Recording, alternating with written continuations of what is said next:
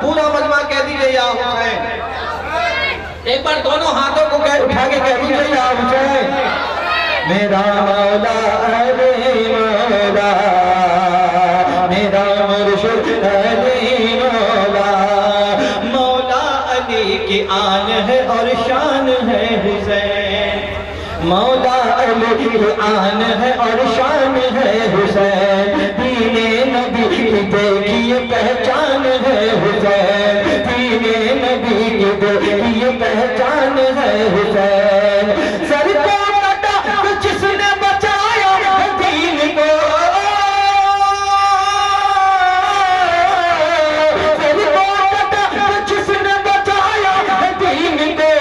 سرکار کہہ رہے میری جان ہے حسین. میرا مولا علی مولا میرا مرشد علی مولا. مولا مولا مولا میرا مولا علی مولا میرا مرشد علی مولا.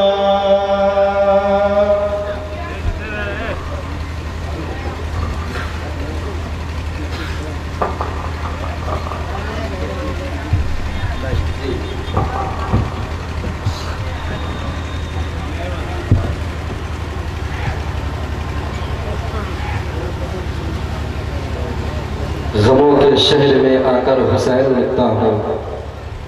غموں کے شہر میں آ کر حسین لکھتا ہوں. لہو کا دیپ جلا کر حسین لکھتا ہوں. کچھ ایسی مشق ہے مجھ کو حسین لکھنے کی. ہوا میں رنگ اڑا کر حسین لکھتا ہوں. کچھ ایسی مشق ہے مجھ کو حسین لکھنے کی. ہوا میں رنگ اڑا کر حسین لکھتا ہوں. حضرت ریاض خان قادری منقبت کے اشعار پڑھ رہے تھے مولا علی کے حوالے سے. جب تک علی دلوں میں بسایا نہ جائے گا. علی کی لاڈلے بیٹھے ہوئے ہیں, امام حسین کے بیٹے بیٹھے ہوئے ہیں. آپ ان کے چہرے کا دیدار کریں آپ اور شعر سماعت کریں. ذرا ایک بار کہہ دیجئے یا حسین. کہہ دیں یا علی. ذرا محبتوں سے کہہ دیں یا علی. انشاءاللہ تبارک و تعالیٰ بہت جلد حضرت کا خطاب ہوگا. آپ محسوس ہوں گے کہ جب تک علی دلوں میں بسایا نہ جائے گا خلد بری کی راہ کو پایا نہ جائے گا. کہ جب تک علی دلوں میں بسایا نہ جائے گا خلد بری کی راہ کو پایا نہ جائے گا. اپنے سے پچھڑ کے کہنے لگا فاطمہ کا نام. یہ سر علی کا سر ہے جھکایا نہ جائے گا. نیزے پہ کہنے لگا, نیزے پہ چڑھ کر کہنے لگا فاطمہ کا نام. یہ سر علی کا سر ہے جھکایا نہ جائے گا. یہ سر علی کا سر ہے جھکایا نہ جائے گا. اور غیروں نے بھی مانا کوئی آسان نہیں ہے. غیروں نے بھی مانا کوئی آسان نہیں ہے. سورج کو بلانا کوئی آسان نہیں ہے. داماد پیغمبر کی شجاعت ہے یہ, ورنہ خیبر کو ہلانا کوئی آسان نہیں ہے. داماد پیغمبر کی شجاعت ہے یہ, ورنہ خیبر کو ہلانا کوئی آسان نہیں ہے. ماشاءاللہ آپ ایک سید زادے اولاد غوث اعظم کے چہرے کی زیارت کر رہے ہیں. ہم تو کہتے ہیں, میں تو کہتا ہوں کہ دعائے چشم ہوئی ہے قبول دیکھ لیا. کہ دعائے چشم ہوئی ہے قبول دیکھ لیا. علی کے بعد کا شاداب پھول دیکھ لیا. کہ دعائے چشم ہوئی ہے قبول دیکھ لیا. علی کے شاداب پھول دیکھ لیا. اور اس سے بڑھ کر بھلا خوش نصیبی کیا ہوگی کہ میں نے چہرہ آل رسول دیکھ لیا. کہ اس سے بڑھ کر بھلا خوش نصیبی کیا ہوگی, کہ اس سے بڑھ کر بھلا خوش نصیبی کیا ہوگی کہ میں نے چہرہ آل رسول دیکھ لیا. ماشاءاللہ اب بھی آپ خاموش ہیں, ذرا کہہ دیں سبحان اللہ. مدینہ شریف میں ایک بوڑھا شخص پانی گلاس میں پانی ڈال کر روٹی بھگو کر کھا رہا تھا. تو ایک فقیر آیا, اس نے کہا بابا مجھے بھوک لگی ہے. تو اس بوڑھے شخص نے کہا کہ اگر تمہیں یہی کھانا ہے تو بیٹھ جا, اگر اس سے اچھا کھانا کھانا ہے تو چلا جا سامنے گھر کے دروازے پر دستک دینا، تو پھول جیسے شہزادے نکلیں گے ان سے ان کے نانا کا وسیلہ دینا، تمہیں اس سے اچھا کھلائیں گے۔ وہ فقیر گیا، گھر کے دستک دیا، دو پھول جیسے شہزادے نکلے۔ وہ دو پھول جیسے شہزادے کون تھے؟ امام حسن و حسین تھے۔ ذرا کہہ دیں سبحان اللہ۔ وہ فقیر گیا، دستک دیا، اور وہاں سے امام حسن حسین نکل کے آ گئے۔ کہا کیا بات ہے؟ کہا مجھے بھوک لگی ہے۔ کہا بیٹھ جا۔ دونوں شہزادے نے دسترخوان لگا دیا، جنتی دسترخوان، کہہ دیں سبحان اللہ۔ جنتی دسترخوان لگا دیا، کہا کہ بیٹھ جاؤ۔ وہ فقیر بیٹھ گیا، کھا لیا۔ جب کھا لیا، جب پیٹ بھر چکا، تو اس فقیر نے کہا کہ وہ شہزادے ایک خوراک کھانا اور دے دو۔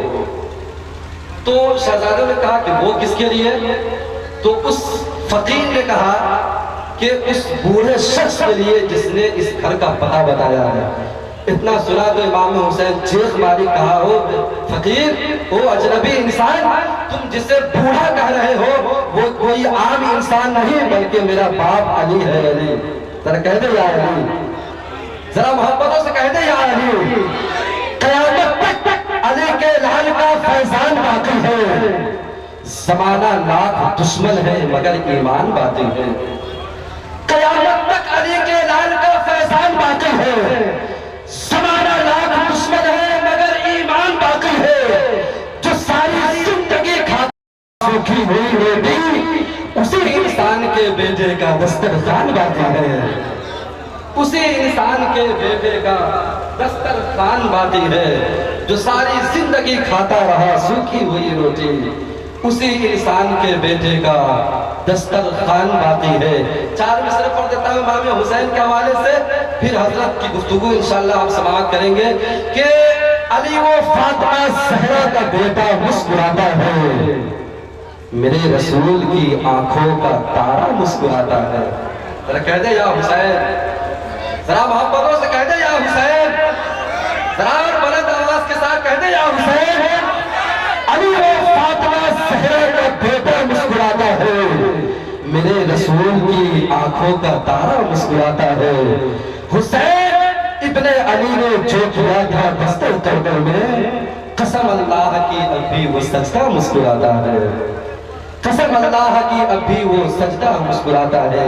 اب آئیے حضرات، پیر طریقت رہبر راہ شریعت گلے گلبنے نقشبندیت حضرت علامہ الشاہ الحاج سید شمس اللہ جان صاحب قبلہ مصباحی المعروف بابو حضور کی خدمت میں مائک پیش کر رہا ہوں۔ آئیے حضرت کا استقبال کریں۔ نعرہ تکبیر، تھوڑی سی آواز اور بلند کر دیجئے، نعرہ تکبیر، نعرہ رسالت، مسلک اعلیٰ حضرت، عظمت والدین کانفرنس، نعرہ تکبیر، نعرہ رسالت۔ حضرت کا استقبال ہے اعلیٰ حضرت کے اس کلام کے ساتھ کہ آنکھیں رو رو کے سجانے والے، جانے والے نہیں آنے والے، حسن تیرا سنا دیکھا نہ سنا، کہتے ہیں اگلے زمانے والے۔ کیوں رضا آج گلی سونی ہے، اٹھ میرے دھوم مچانے والے۔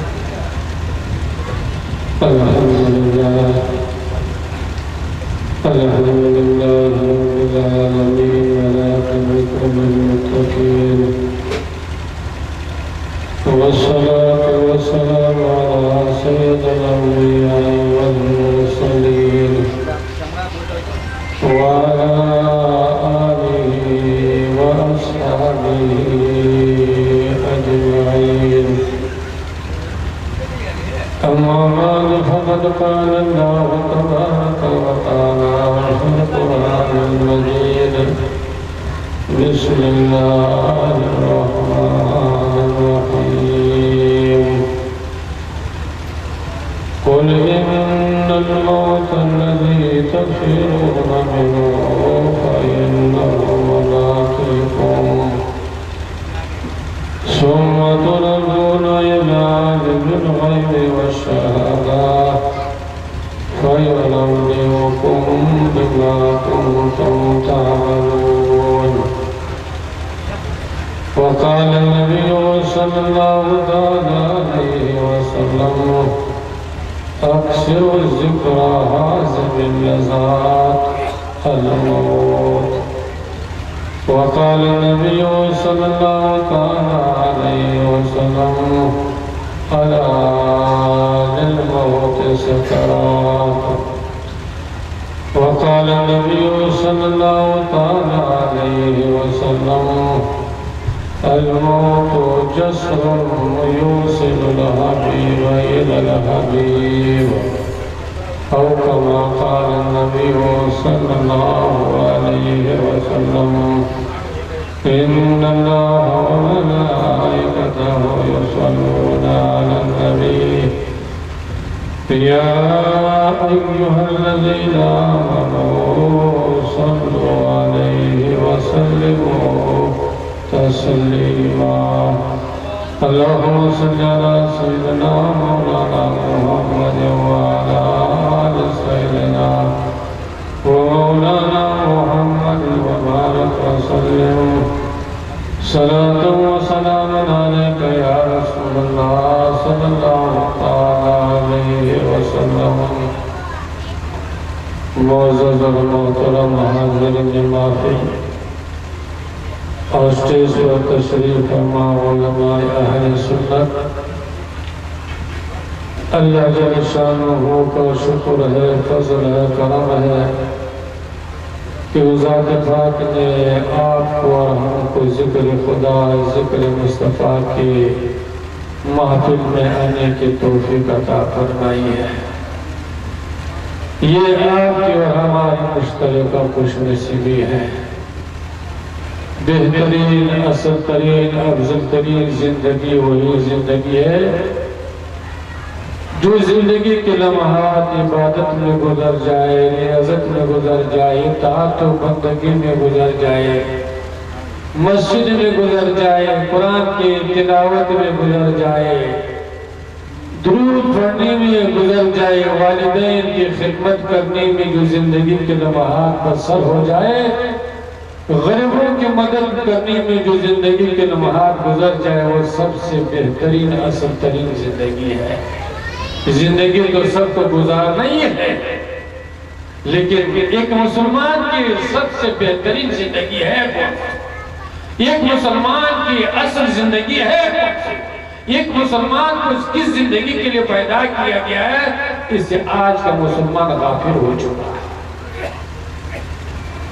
اللہ نے جو زندگی دی ہے، اللہ نے انسان کو، ایمان والوں کو جو نعمتوں سے نوازا ہے، کبھی مسلمان نے، کبھی مومن نے اس بات پر غور کیا ہے کہ ہم اس دنیا میں آئے ہیں تو آئے کیوں ہیں؟ اللہ نے زندگی کی تو کیوں دی ہے؟ ہمارے آنے کا مقصد ہے کیا؟ کبھی مسلمان نے غور کیا ہے؟ مسلمانوں،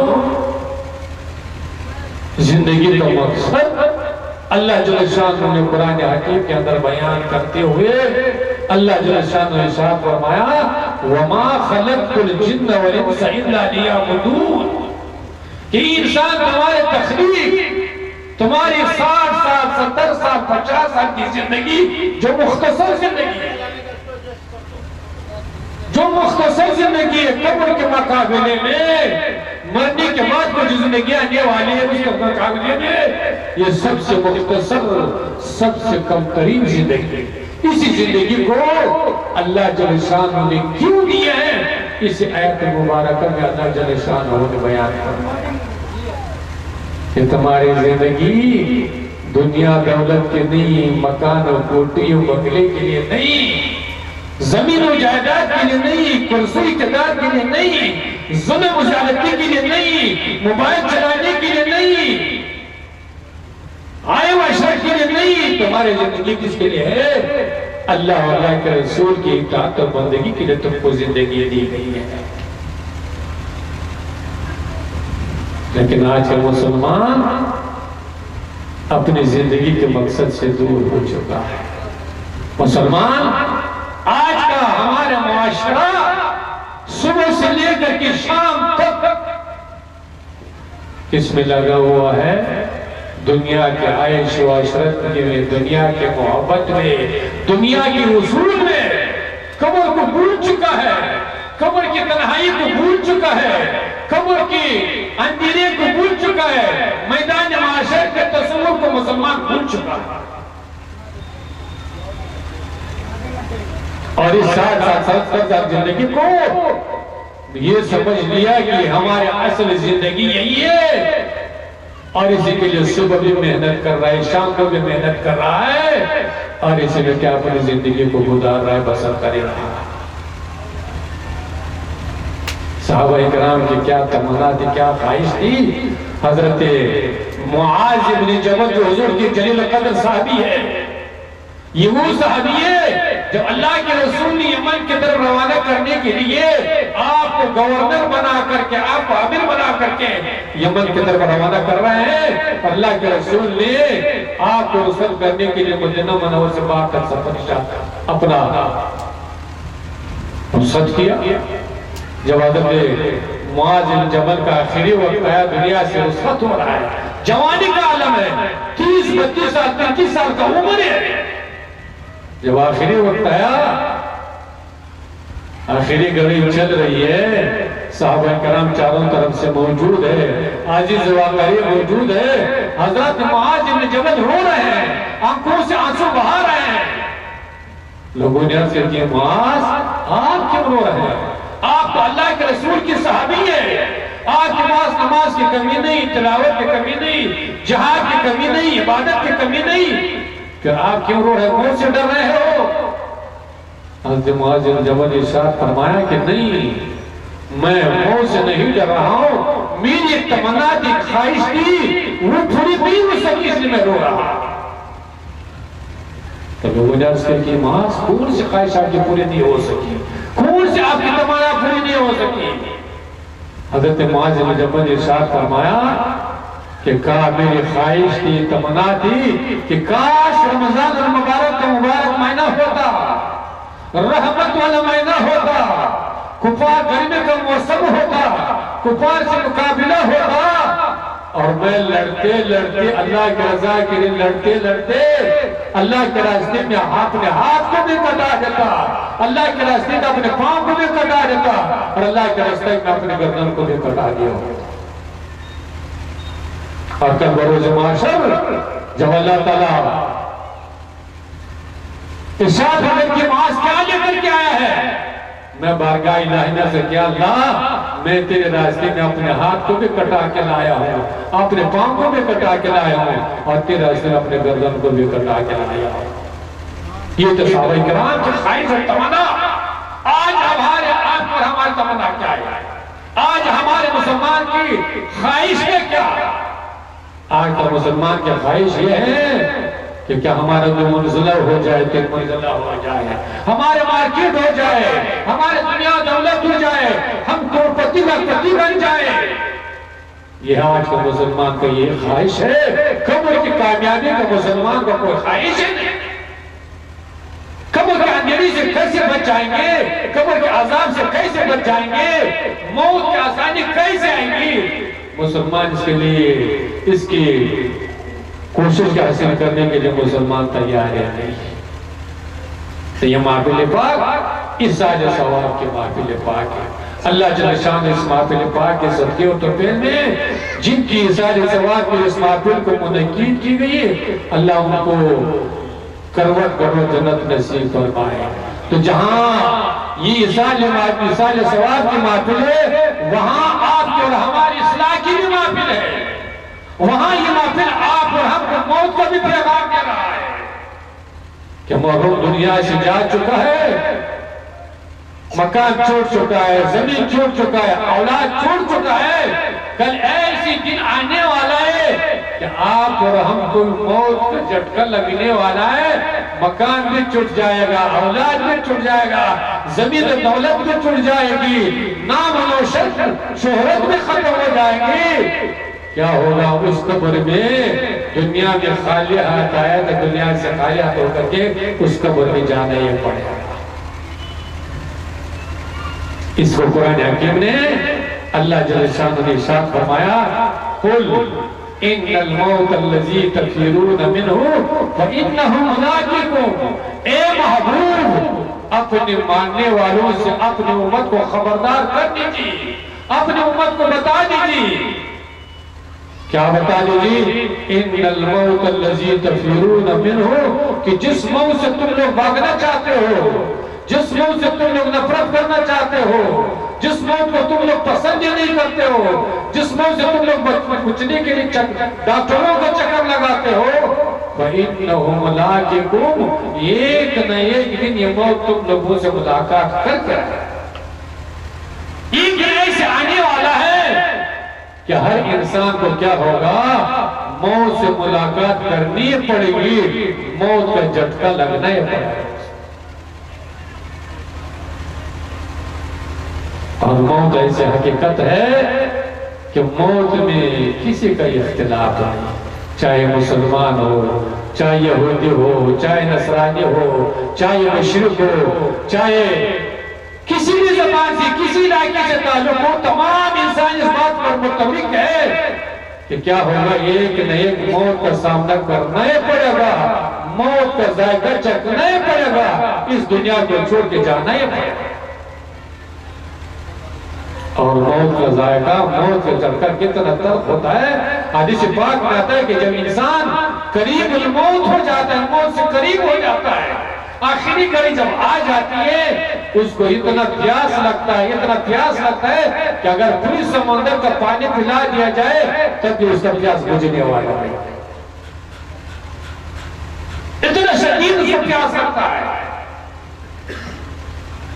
اور اس آن میں اس آخری گھڑی میں شیطان جو انسان کا ازلی دشمن ہے، مال کا دشمن نہیں، اولاد کا دشمن نہیں، ایمان سامنے میں آتا ہے اور اس کو کٹورا دکھاتا ہے کہ تم اللہ کی وحدانیت سے انکار کرو، حضور کی رسالت سے انکار کرو، اسلام سے انکار کرو، تم کو پانی پلا دیا جائے گا.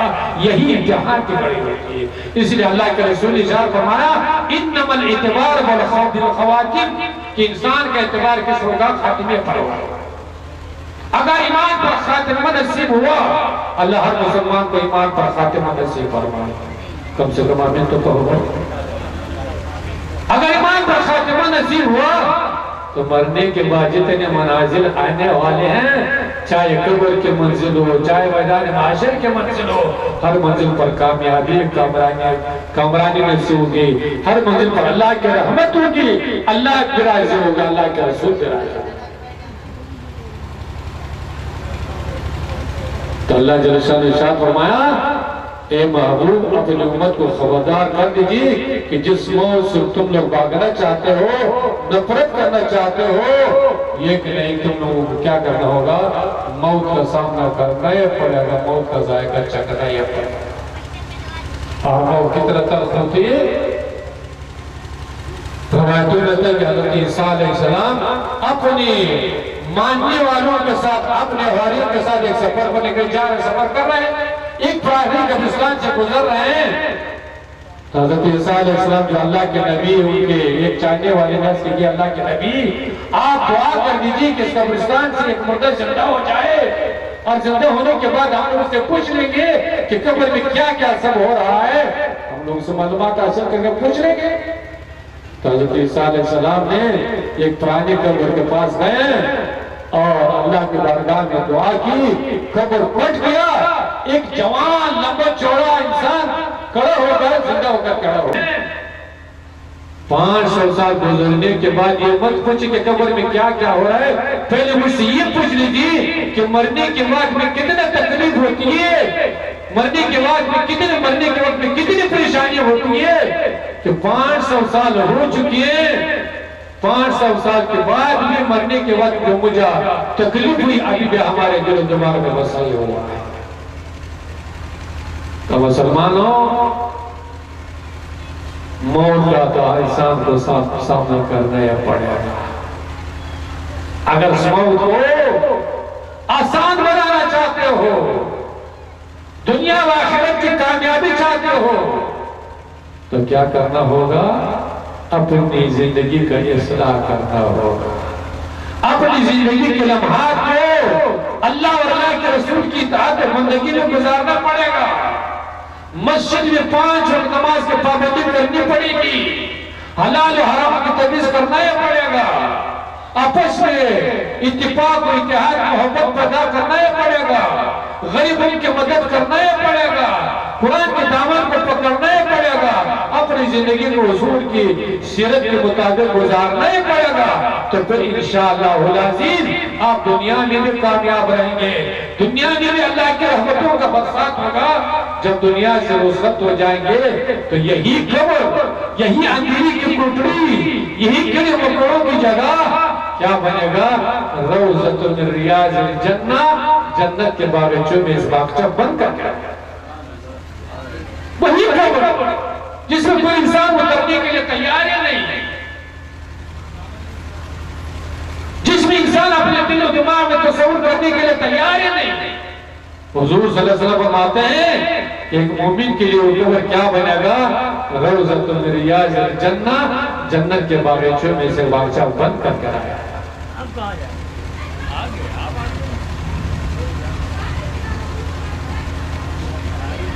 اور یہ زندگی کتنی اہم زندگی ہے، ان 60 سال 70 سال دنیا کی زندگی جس کا کوئی قدر قیمت آپ کے اور ہمارے ہاں نزدیک میں ہے یا نہیں؟ موبائل چلانے میں گزار رہے ہیں، غیبت میں گزار رہے ہیں، چغل خوری میں گزار رہے ہیں، دوسرے پر ظلم زیادتی میں ہم لوگ 60 سال 70 سال کی زندگی گزار رہے ہیں۔ یاد رکھیے زندگی اتنی اہم ہے، اتنی مقدس زندگی ہے کہ 60 سال 70 سال کی زندگی پر جنت و دوزخ کا دار و مدار رکھ دیا گیا ہے۔ قبر کی کامیابی اور کامرانی اسی زندگی پر ہے۔ میدان معاشر کی گرمی کے بچنے کے لیے بچنے کا دار و مدار کس اسی زندگی پر ہے۔ کیا مطلب یہ کہ اگر ہم لوگوں نے یہ 60 سال 70 سال کی زندگی کو اعمال صالحہ میں بسر کیا، ایمان میں بسر کیا، اللہ مسلمان کو توفیق عطا فرمائے، تو پھر کیا ہوگا؟ قبر بھی منور ہو جائے گا، قبر بھی کشادہ ہو جائے گا، قبر میں بھی اللہ کے رحمتیں برستے رہیں گے، میدان معاشر کے گرمی سے بھی بچ جائیں گے، اللہ بھی راضی ہوگا، اللہ کے رسول بھی راضی ہوگا، جنت بھی آپ کے لیے ہوگی، اللہ کے دیدار بھی آپ کے لیے ہوگا۔ اللہ ہر مسلمان کو نصیب فرمائے۔ اور اگر یہ 60 سال 70 سال کی زندگی غیبت میں گزر گئی، چغل خسر میں گزر گئی، دوسرے پر ظلم کرنے میں گزر گئی، مسجد سے دور گزر گئی، قرآن کی تلاوت چھوڑ کر کے گزر گئی، حضور کی سیرت چھوڑ کر کے گزر گئی، تو پھر کیا ہوگا؟ مرنے کے بعد جو زندگی آنے والی ہے، مرنے کے بعد جو منازل آنے والی ہوگی، دنیا کے پریشانی تو کم یا اصل پریشانی تو مرنے کے بعد شروع ہونے والی ہے۔ اللہ کے رسول نے ارشاد فرمایا اکثروا ذکر حازم اللذات الموت۔ حضور فرماتے ہیں ایسی نسخہ دیا کہ اگر یہ نسخہ ہمارے دل و دماغ میں بس جائے تو ہم لوگ کیا ہو جائیں گے؟ گناہوں سے دور ہو جائیں گے، نیکیوں کے قریب میں جائیں گے۔ کیا فرمایا حضور نے؟ حضور ارشاد فرمائے اکثروا ذکر حازم اللذات، ایمان والو موت کو کثرت سے یاد رکھو، موت کو دل و دماغ میں بسا کر کے رکھو، موت کا تصور ہمیشہ اپنے دل و دماغ میں رکھو۔ کیوں؟ اگر موت کا تصور ہوگا، موت دل و دماغ میں بس جائے گا تو کیا ہوگا؟ ہم لوگ گناہوں سے دور ہو جائیں گے، نیکیوں کے قریب ہو جائیں گے، 5 وقت کی نمازی بن کر کے رہ جائیں گے۔ آج تو ہم لوگوں کا یہ حال ہے، اتنے موت سے غفلت ہمارے دل دماغ میں طائر ہو چکا ہے کہ مردہ کو قبر میں اتارا جا رہا ہے، کوئی ادھر سے چلا رہا ہے، کوئی ادھر سے چلا رہا ہے، کوئی ادھر سے موبائل میں لگا ہوا ہے، کوئی گپ شپ میں لگا ہوا ہے، کوئی ہنسی مذاق میں لگا ہوا ہے۔ اس قبر کا اس کے دل و دماغ میں کوئی خیال ہی نہیں، کوئی خوف ہو۔ حدیث پاک میں آتا ہے کہ حضرت عثمان غنی رضی اللہ تعالیٰ عنہ جو حضور کی داماد ہے، امیر المومنین ہے، نماز کی کمی نہیں، تلاوت کی کمی نہیں، جہاد کی کمی نہیں۔ حدیث پاک میں آتا ہے کہ حضرت عثمان غنی رضی اللہ تعالیٰ عنہ جب کسی قبرستان کے صاحب کے پاس گزرتے تھے، آپ قبر کی تنہائی کو، قبر کے اندھیرے کو یاد کر کے اتنے روتے تھے کہ آپ کے آنسوئی مبارک سے داڑھی مبارک تر ہو جاتا تھا۔ قبر کے اندھیرے کو یاد کر کے، قبر کی تنہائی کو یاد کر کے۔ آج مسلمان روئے گا، آج مسلمان قبر کی یاد کر کے روئے گا۔ آج مسلمان کب روئے گا؟ آج مسلمان کب روئے گا جب اس کا کاروبار نہیں چلے گا تو مسلمان رونے نہیں آئے گا۔ جب اس کا کیس مقدمہ ہو جائے گا، پریشانی میں پڑ جائے گا، بیٹا بیمار ہو جائے گا تو مسجد میں بھی جائے گا، قرآن کی تلاوت بھی کرے گا، علماء کی خدمت میں بھی جائے گا، اور کیا کرے گا؟ اللہ کی بارگاہ میں بھی گر گائے گا۔ لیکن جہاں مسلمان کو دنیا ہو جائے، دولت ہو جائے، خوشی ہو جائے تو اللہ کو بھی بھول جاتا ہے، مسجد کو بھی بھول جاتا ہے، اللہ کے رسول کی ذکر سے بھی دور ہو جاتا ہے۔ اس لیے مسلمانوں کی زندگی ہمیشہ کی زندگی نہیں، یہ مختصر زندگی ہے، اور مختصر زندگی کے ساتھ ساتھ یہ امتحان کی زندگی ہے، آزمائش کی زندگی ہے۔ اس امتحان آزمائش میں اگر آپ اور ہم کامیاب ہو گئے، اللہ ہر مسلمان کو کامیابی عطا فرمائے، تو پھر ہمیشہ کی زندگی مرنے کے بعد جو شروع ہونے والی ہے وہ ختم ہونے والی زندگی نہیں، وہ ایسی عشرت کی زندگی ہوگی، ایسی آرام کی زندگی ہوگی، ایسی نعمتوں کی زندگی ہوگی کہ انسان اس کو کبھی تصور بھی نہیں کر سکتا۔ اس لیے مسلمانوں، آپ اور ہم ایصال ثواب کی محفل میں حاضر ہے۔ مرحوم جس مرحوم کے لیے اس محفل کو سجایا گیا ہے، مرحوم دنیا سے جا چکے ہیں۔ آج مرحوم دنیا سے جا چکے ہیں، کل ہم لوگوں کو بھی کیا دنیا کو چھوڑ کے جانا ہی پڑے گا۔ مرحوم تو خوش نصیب ہے کہ اس کو جنازہ ملا، کفن ملا، غسل ملا، پھر ان کی ایصال ثواب کے لیے ایسی محفل نصیب ہو گئی ہے۔ نہیں معلوم آپ اور ہم کو غسل ہوگا، غسل نصیب ہوگا کہ نہیں، کفن ملے گا کہ نہیں ملے گا، موت آئے گی تو کہاں آئیں گے؟ اسپتال میں آئیں گی، روڈ پر آئیں گی، زمین پر آئیں گی، پلنگ پر آئیں گی، بال بچوں کے ساتھ موت ہوگی تو موت ہوگی کہاں؟ اب مسلمانوں، جس دنیا کے لیے آپ اور ہم محنت کرے کرنا ہے، چاہے کوئی من نہیں، لیکن ساتھ ساتھ آپ اور ہم کو قبر کی بھی تیاری کر کے جانا چاہیے۔ میدان معاشر کے گرمی سے بچنے کے لیے بھی آپ اور ہم کو اس دنیا میں تیاری کر کے جانا چاہیے۔ اور وہ تیاری کیا ہے؟ کم سے کم مسلمان ہو، جب اذان ہو جائے، حی علی الصلاۃ، حی علی الفلاح کا صدا بلند ہو جائے، تو مسلمان کو کیا کرنا چاہیے؟ سب کچھ کو چھوڑ کر کے، کاروبار کو چھوڑ کر کے، دنیا داری کو چھوڑ کر کے سب سے پہلے کیا کرنا چاہیے؟ مسجد میں جا کر کے 5 وقت نمازوں کو پابندی کے ساتھ باجماعت ادا کرے، حلال و حرام میں تمیز کرے، انشاءاللہ العزیز اللہ تعالیٰ دنیا کی زندگی میں بھی خیر و برکت سے نوازے گا، دنیا کی زندگی میں بھی اس کو کامیابی عطا فرمائے گا، دنیا کے مصائب و علام سے بھی اللہ تعالیٰ اس کی حفاظت فرمائے گا، اور جب دنیا سے رخصت ہو جائے گا تب بھی ہر منزل پر کامیابی و کامرانی نصیب